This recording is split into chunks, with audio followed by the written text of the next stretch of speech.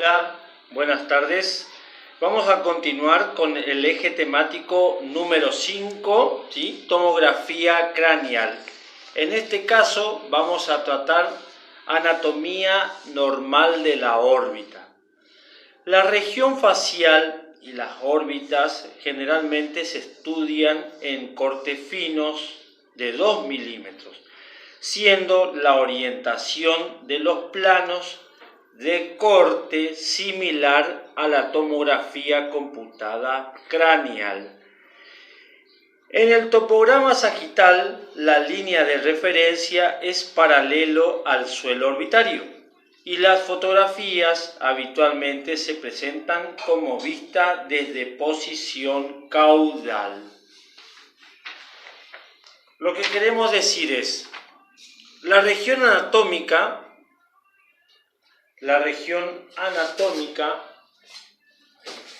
¿sí?, de la órbita y del macizo facial, ¿sí?, nosotros estudiamos con cortes finos de 2 milímetros. Es decir, que la región anatómica que se encuentra, ¿sí?, aquí nosotros lo vamos a estudiar con cortes de 2 milímetros. Y los planos, ¿sí?, los planos de visualización van a ser paralelos. Cada línea nos representa un corte nos representa un plano. En este caso es el plano axial, en el cual el plano respeta el piso de la órbita o el techo de la órbita, dependiendo de nosotros cómo visualicemos las imágenes, ¿sí? Cuando hablamos del topograma sagital, ¿sí?, hablamos de estas líneas. Este es el topograma sagital, ¿sí?, una radiografía de perfil, topograma sagital, donde cada imagen, ¿sí?, nos representa un plano paralelo al piso de la órbita.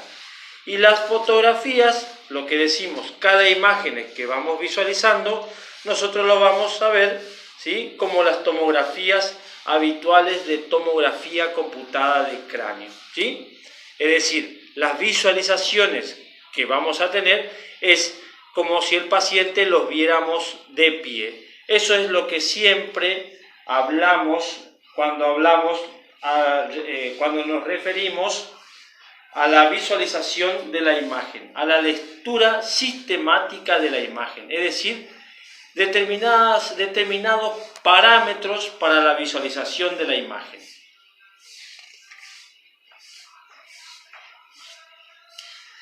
Las alteraciones de los tejidos blandos, de las órbitas y de los senos paranasales se valoran con facilidad en ventana de partes blandas. Para detectar las erosiones óseas que provoca un tumor o una fractura, habrá que revisar también la ventana de hueso. Esto nos referimos a la lectura sistemática de estas imágenes como ser la órbita. Es decir, primero que nada, nosotros observamos, ¿sí?, a las imágenes el tejido blando de las órbitas, ¿sí? Y en el caso de sospecha de un trauma o de un tumor que provoca una erosión ósea, la visualizaremos con la ventana de hueso o ventana ósea.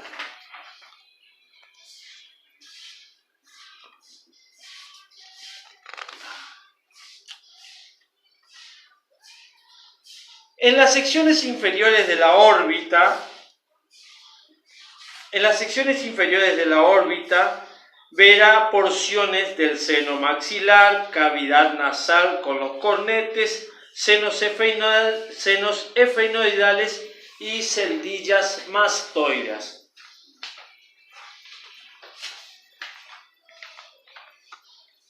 En los primeros cortes podemos observar, ¿sí?, los senos maxilares, la cavidad nasal, ¿sí?, senos maxilares, cavidad nasal, ¿sí?, los cornetes, ¿sí?, en estas imágenes más hipodensa, ¿sí? Estas imágenes más hipodensa. Los senos esfenoidales, esta región es posterior al seno maxilar, ¿sí? Y las celdillas mastoideas que se encuentran, en el hueso esfenoidal. Estas estructuras, ya sabemos, como como los senos maxilares y las celdillas mastoideas, estas estructuras de baja densidad por la presencia de aire neumatizado, que si hay fluido o una masa de tejido blando puede estar en relación con una fractura, una infección o un tumor de los senos paranasales, ¿sí?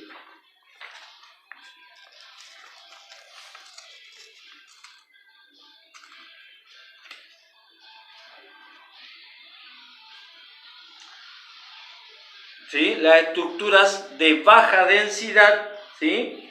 Son los que se encuentran neumatizados. Hablamos de los senos maxilares, ¿sí? De la cavidad nasal o senos etmoidales, y de los peñascos, ¿sí? Donde encontramos las celdillas etmoidales.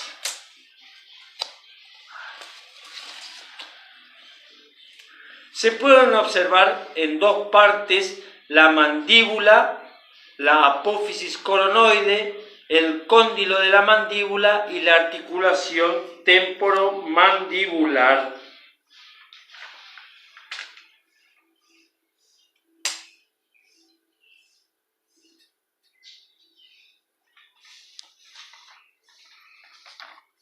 Aquí estas estructuras que nosotros tenemos, estamos visualizando en ventana de partes blandas. No fotografié las ventanas de ósea porque no tengo una definición correcta para poder demostrar esas estructuras. Pero aquí le voy a demostrar que esto, por ejemplo, que corresponde al hueso del peñasco, ¿sí? Nosotros lo podemos ver como las estructuras óseas, ¿sí? Hablando de las estructuras las estructuras inferiores, ¿sí? Podríamos observar el cóndilo de la mandíbula, donde nosotros podemos observar.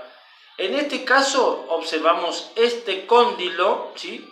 ¿Por qué no observamos el siguiente? Por la asimetría de la imagen. Para eso nosotros tendremos que centrar la imagen y poder visualizar ambos cóndilos, ¿sí? La articulación temporomandibular. Esa articulación temporomandibular lo vamos a visualizar así, donde nosotros tenemos, ¿sí? El hueso, el cóndilo de la mandíbula y la articulación. Esto es lo que nosotros llamamos la ATM, articulación temporomandibular, ¿sí? No es siempre posible conseguir una perfecta colocación sagital de la cabeza. Basta una leve inclinación para hacer que el lóbulo temporal aparezca en un lado, mientras que en el otro se ven las celdillas mastoides.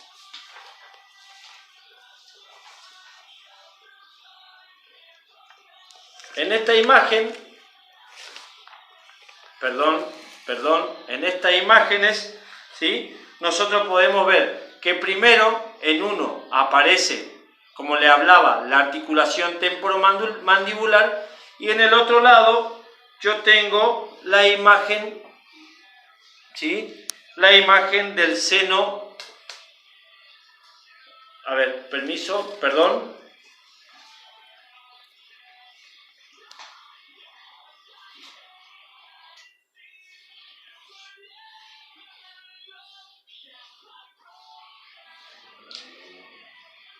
Sí, es aquí. A esto nos referimos respecto, ¿sí?, al centrado correctamente del paciente. para no tener esta situación donde nosotros vemos de un lado la ATM, ¿sí? De un lado la ATM y del otro lado vemos parte del seno temporal, del lóbulo temporal. La experiencia enseña que es difícil determinar el cuerpo de la arteria carótida interna a través de la base del cráneo y delimitar la fosa posteropalatina, por lo que cruzan entre otras estructuras el nervio palatino mayor y las ramas nasales del ganglio pterigopalatino.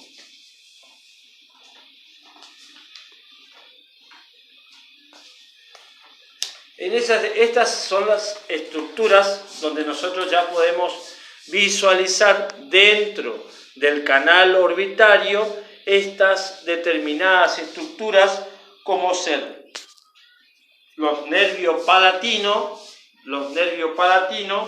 ¿sí? Y las ramas nasales. Estas imágenes o estas estructuras que yo les estoy demostrando ahora no son justamente necesarias que tengan bien claro. Estas estructuras son más bien para que ustedes puedan identificar qué es lo que están visualizando.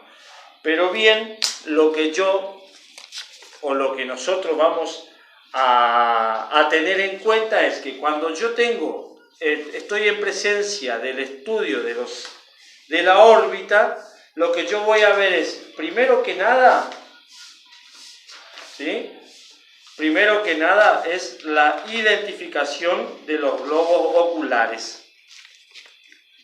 La identificación de los globos oculares.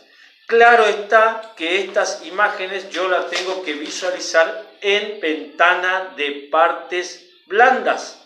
Para visualizar el globo ocular, visualizar en ventana de partes blandas. Lo siguiente que yo tengo que tener en cuenta son las estructuras de baja densidades. Por ejemplo, los senos maxilares y los senos maxilares, ¿sí? Senos maxilares y estructuras más posteriores como ser el peñasco, ¿sí?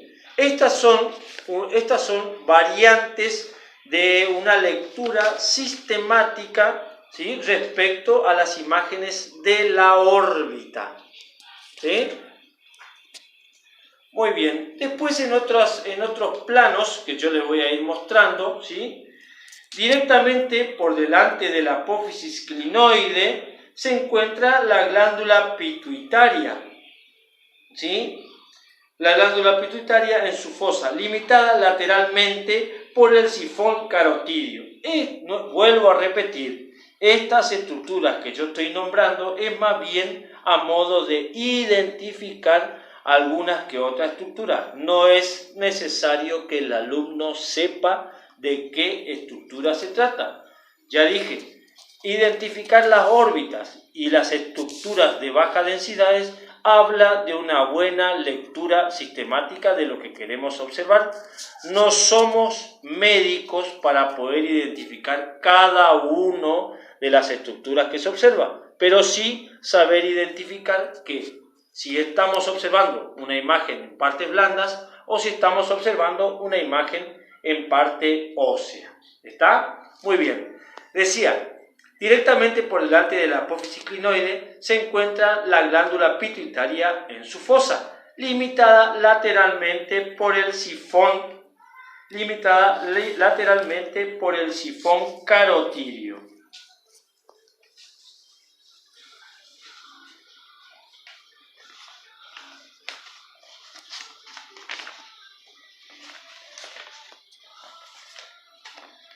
Esta estructura, ¿sí? Donde yo puedo ver, ¿tá? La apófisis o la silla turca, ¿tá? Donde yo veo esa silla turca, la glándula pituitaria y por delante el sifón carotídeo. Estas estructuras, ¿sí? Claro, no es necesario reconocerlo parte por parte, pero si yo tengo que tengo que identificar una estructura, ¿sí? Yo tengo que saber que esta imagen en parte blanda me va a mostrar la glándula pituitaria. En otra ventana, como ser la ventana ósea, me va a demostrar la estructura de la silla turca, porque esa estructura se visualiza en ventana ósea. ¿Tá? La gama de grises de los nervios ópticos a su paso por el quiasma óptico es muy parecida a la del líquido cefalorraquídeo que lo rodea. Todo esto, ¿sí?, paralelo o cercano al globo ocular. El globo ocular puede observar ahora el cristalino hiperdenso y así como la glándula lagrimal. Estas imágenes me demuestran el globo ocular y su cristalino, ¿tá? Donde yo puedo visualizar esta hiperdensidad que no corresponde a hemorragia, a sangre, a calcio, sino bien se representa el cristalino dentro del globo ocular, ¿sí? Las proyecciones axiales de las órbitas terminan con la aparición del seno frontal, ¿sí? En esta bibliografía que yo le presento, nos muestra una lectura sistemática donde las imágenes yo las empiezo a ver desde la base.